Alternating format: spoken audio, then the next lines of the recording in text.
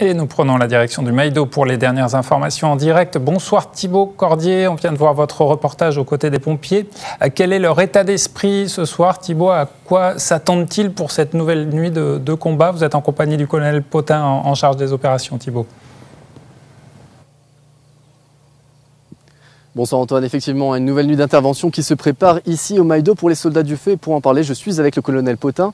Bonsoir colonel, comment s'organise cette nouvelle nuit d'intervention? Bonsoir, donc au niveau de cette nuit, notre effectif est d'une centaine de personnes sur site.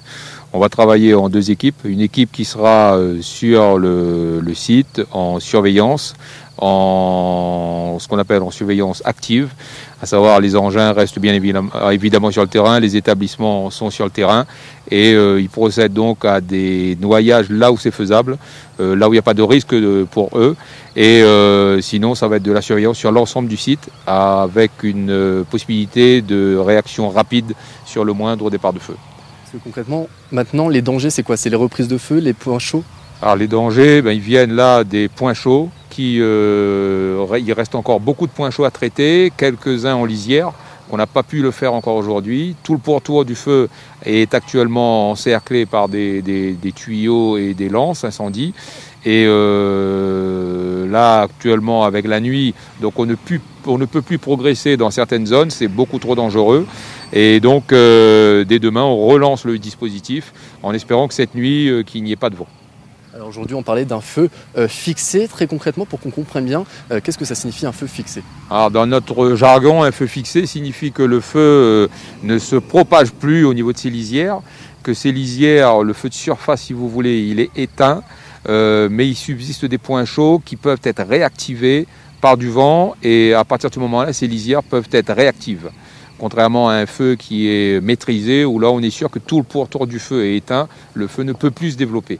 Ce soir, donc, le feu il est fixé, les conditions météo sont favorables actuellement, et on souhaite que ça continue dans la nuit et que demain on continue nos opérations et que ce feu soit, je dirais, définitivement circonscrit dans les jours qui suivent. Alors cette nuit aussi, des renforts viennent de métropole, 80 hommes précisément.